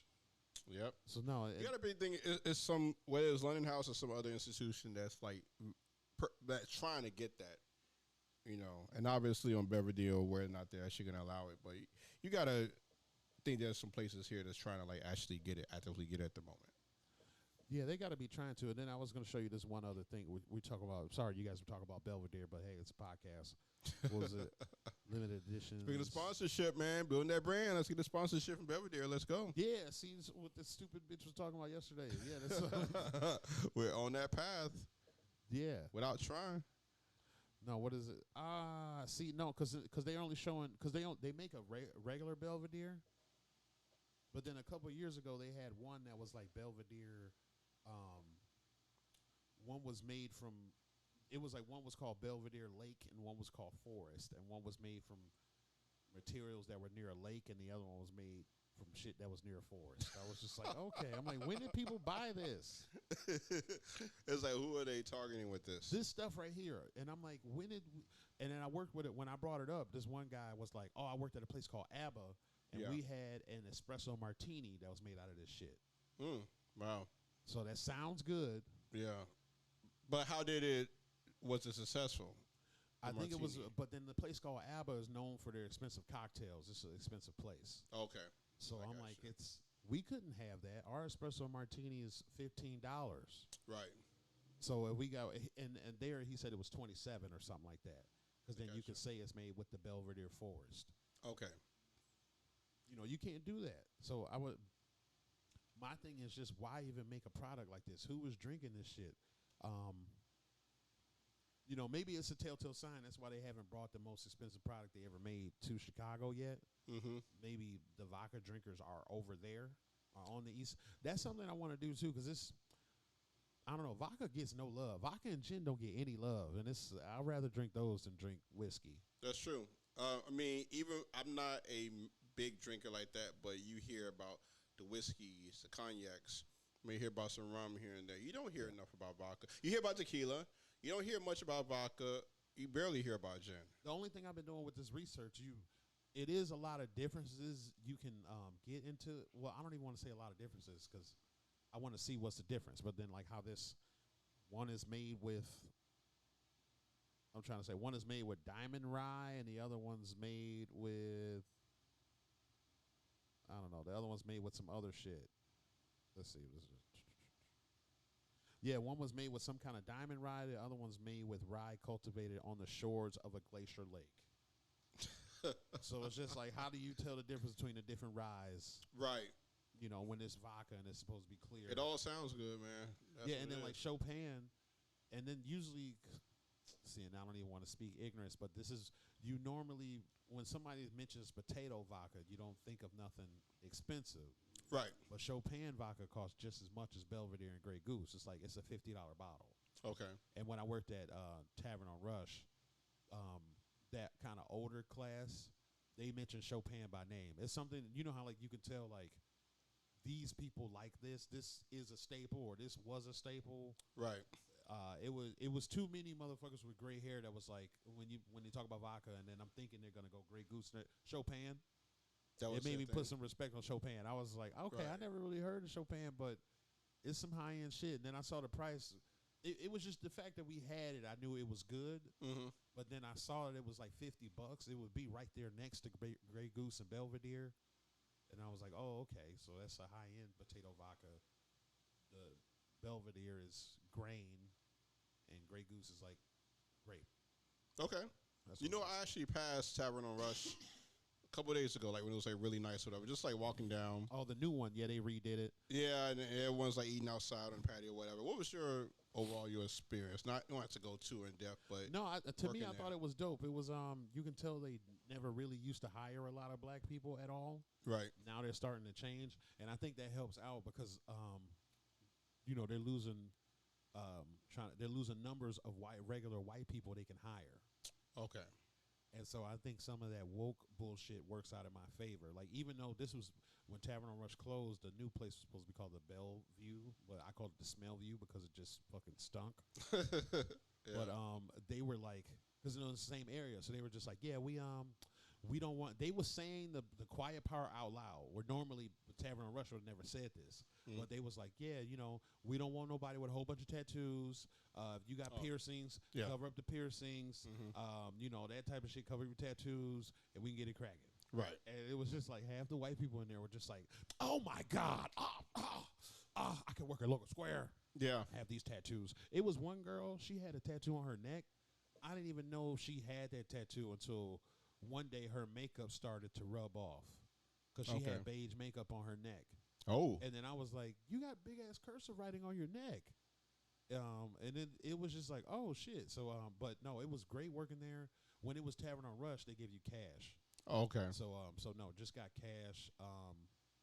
And then they even had me upstairs, like on lunches, and they had me like where people make the money.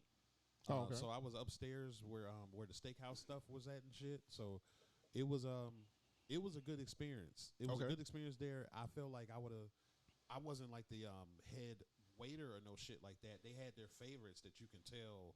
Right. See, that's when you get into it might get racist or something like that when I'm trying to be the head motherfucker that gets all the events and shit, and I'm the person that I'm trying to show up late and you're not giving me no. You know what I mean? Mhm. Like you could tell who was the favorites, but it was just done Right. in a way to where everybody was making money and it wasn't that bad. Okay. I worked at other places where it was just kind of weird, but I felt like it was good, and it was just, and I felt like, and then there's the thing, it was so much going on, they didn't have time to be racist. They was just like, It was so busy and so yeah, much it was so going on busy, that. and then it was getting kicked out and shit, and it was just like Mhm. regular shit. I was just grateful for it, and then Right. when they closed, they was like, you can go on unemployment if you want to, but it was like a rumor or whatever. They was like, yeah, we're gonna send you checks every 2 weeks. We'll send you we'll send you a check if you don't go on unemployment, because we were supposed to stay open to the end of the year, and they closed in like August or October. Okay. And then they did. The checks didn't come all the time, but it was like every week or two. It was like maybe every 2 weeks I got a check that was like $600, $400. Okay. It was something that like came in fucking handy. Came in handy. Absolutely. Yeah, just a Can't random knock ass that. little $400 check. It wasn't much, but then it was like, bam, you just get it. It's Said you know. right on time type money right there. yeah, it was just like, oh, $400. Okay, December is $400 I just got. Okay, yeah, like So no, it wasn't bad. It was, but you can tell it was just it was a bougie part of town. Yeah, but it wasn't bad to me, especially making money, getting to know people and shit. But right. yeah, I just hate to revolve around making money. But yeah, it was good for me because I had all the money I need. I had the money to buy shit like what we're using right now. Absolutely. So yeah, it was Yep. yeah, and I'm trying to get back into an area like that. I do like how it's just well, I don't like how things change in Chicago, and so that area stopped popping off, and now it's the West Loop. But a lot of those people don't want to go to the West Loop. Right. They just Absolutely. feel like they don't want to travel, they don't want to go too far, and then you can't act like you run this bitch. Like they be in their area. It seems like that's the thing too. You gotta live in your neighborhood and just be like, this our neighborhood. We run this bitch. Mm-hmm. And you can't, even though you in a Rolls Royce, you can't act like you run this bitch outside your neighborhood. Right. Yeah. Yeah. So no, Okay. it was a good experience. I can't wait to work around some money like that again. And it just makes you motivated. Like it made me it makes me like see like, oh, that's how they dressing. That's how I need to dress. Right. Oh, okay, they wearing the Kohans. As soon as I saw a lot of white people wearing Kohans, and I was like, oh, okay, everybody wear Kohans. I need to get some Kohans. This is Kind of makes you think on a higher level than you normally have, as far as like presenting yourself, dressing, your mindset, yeah, that sort of thing. because then you thinking like this shit looks good, or I'm in normal stuff. But then when I'm on this side of town, I'm like, oh, these people can tell I'm poor because this is Right. everybody got Fendi jackets. Yeah. And so it's just, and then you see like, oh, okay, these the people that got money, but they showing it. These the people that got money, but not showing it. Right. But they got money. And Yeah, it's like, you okay, know he they don't got have no Fendi jacket and shit. But you could tell like he just got on regular modest shit. And it's like, okay, like I like to be in the in-between. Like, all right, I want to dress like this guy. I see them Kohans to where he got on the suit. And then it's leather. It looked like a regular shoe, but then it's that bottom to where you can walk around. Mm-hmm. Yeah, it was cold, and then you see the different cars. It made me want to level up. It made Right. and then especially when you're getting older, you start to realize where you're not at in life. Yes. Yeah, and that's kind of what I liked working in an area like that. But then I was telling it's got to be some kind of economic study, or it's a word for it. You have to pay people correctly when you're around that type of stuff, because then it opens up drama. It can open Right. up. People get mad. I could want to rob somebody when I get out of there. And you don't want any of that. Yeah, but since I'm making good money, all I want to do is just take my good money home and then go buy some nice shit. Right. But yeah, like when you make a minimum wage around rich folks, it don't work like that. And some of them are starting to realize that.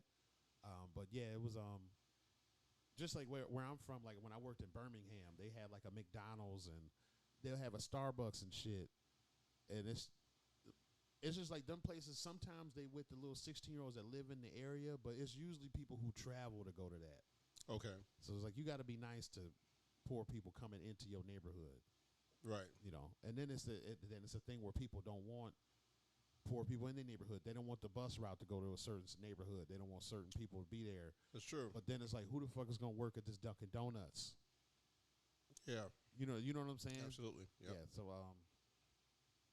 no, does that answer it? Because you was Absolutely. No, it gives me definitely some great insight with that. Did you was it a place that you generally heard like interesting conversation or something that was of use or something that was substantial, like overhearing folks? I mean, I feel like you can get that everywhere.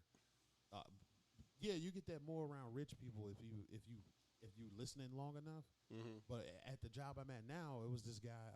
Like maybe 3 years ago, 4 years ago, he was talking to this one dude. He was like, "Yeah, he was like, they're gonna be these pills that come out. They're gonna be like weight loss pills. People gonna be making a lot of money from them.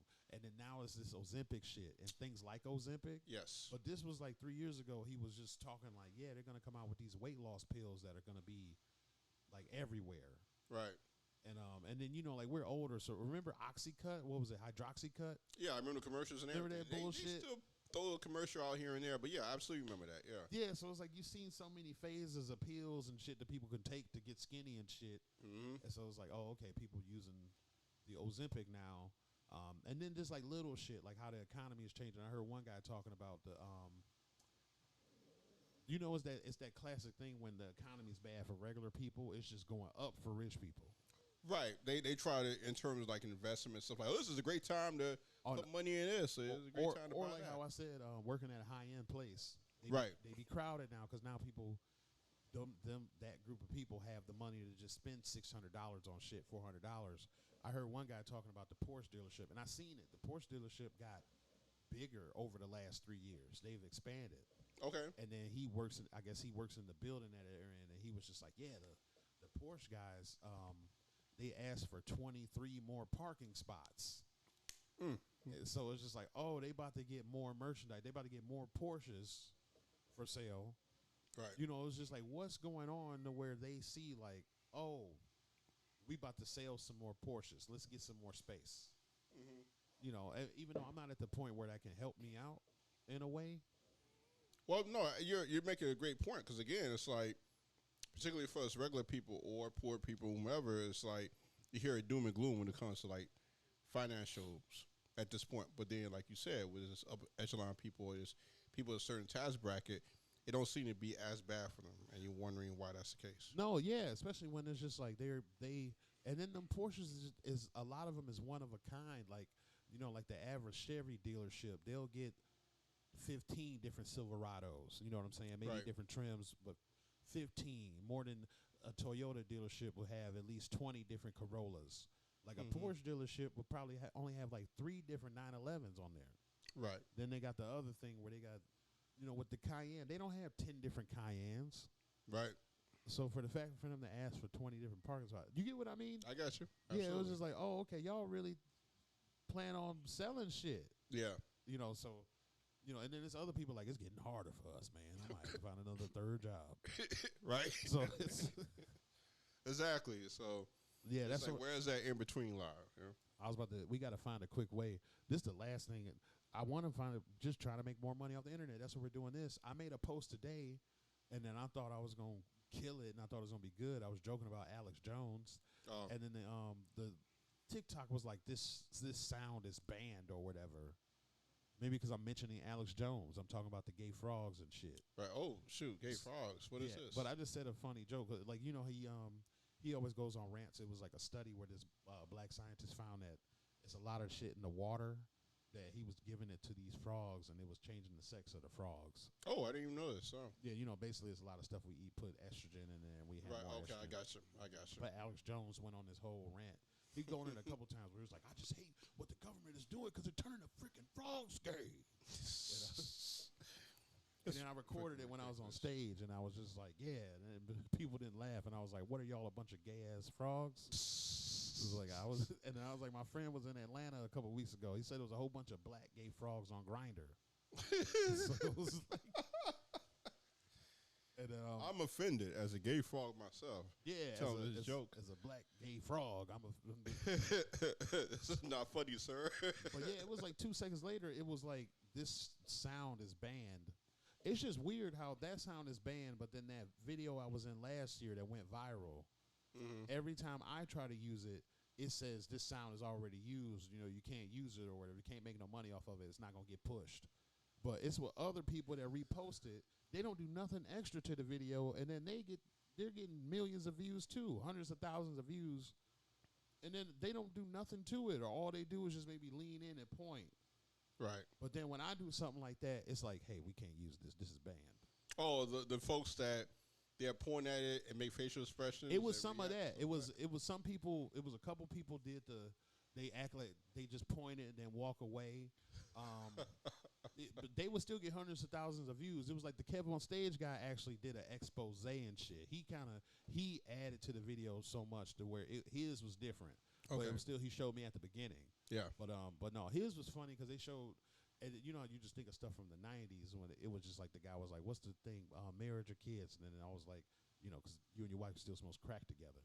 And then he clipped this clip from the '90s of remember the '90s where it was a huge push on like say no to drugs, get off of crack. Absolutely. Yeah. Yeah, and it was like this whole band that was just like, crackhead, put it down, crackhead, put it down, crackhead, put it down. It would just made me think of like that. Like that's some early '90s when they was just like, stop the crack, crack is whack, Yeah. that type of shit. Absolutely. And then he added his thing, and you know, it was cool, but it's just like, how do these other people? It's a game, and then I hate when you ask people when I be talking to people about like, hey, like I want to do this to get viral or how to get more views, and they just start saying this cookie cutter shit. When I'm like, no, it's a game. How people can take your video and get more popular with your video Right. means that they know something that you don't know. It's not no game or it ain't luck, Yeah. because this motherfucker running with your video. You made it, Yeah. and I don't know. It's just maybe people don't. They're not looking positive or the foresight, but I know like if I do something and it's not popping, but then you just take it, you don't change nothing, but then you show it and you get it going. I'm like, okay, people want to see it. It's just you did something different Right. because you didn't change nothing. You didn't even put like these is Andrew's ideas. You just all you did was just repost it at a different time. Exactly. So yeah, that's Is it more so like these are people that already have the following, they already have no. the Some of them don't subscribers? have big followings like that, especially with my. I noticed with my crack video. It was they didn't have big followings, like maybe 3,000 people or something like Oh, that. okay. Or just like how I always like to show the one on Twitter. It's got like 6 million views on Twitter. Okay. The guy that reposted it only has like 3,000 followers. I'm not want to say only, like it's small, but he's got like 3,000 something followers on Twitter. How is it 6 million views? Right. I got But then you. when I repost it, I'm getting 35. Right. Just flat 35. The flat 35 or 35K. Yeah, 35. I know. I don't get it. It's that, and you know, I don't know. We gonna find a way though, bro. But I know get it's to it. Yep. Absolutely. it's almost that time. I know you got to do something gangster. I might go to Pilsen. There you go. Yeah, it's a bar called the Penny. We giving all these bars shout outs and stuff, but they have like dollar shots, and I'm going because it's usually a good place to hang out. And then they have a Mario Kart tournament Oh wow. Okay. on a projector. Yeah. To me, it's smooth because it was competitive. We went 3 weeks ago. They was competing. They So were they were going at it. Yeah, because then I think you win a $50 gift card too for the bar. So yeah, it was like the way it was just to see some grown-ups playing some Mario Kart, like really waiting to the last second to throw a turtle shell and all that kind of shit. It was kind of funny. Yeah. So no, so all right. So where can they find you next? Usually people got stuff. You got a show or anything? Not at the moment. If you got Instagram, to see me up at Chicago NC Social. All right, hit them up on Chicago Anti-Social. There we go. This is DJ Sliderbite. Hit me up on everything DJ Sliderbite. I'm going to put this out ASAP. And then that's it. Y'all have a great night. Don't let anybody change y'all.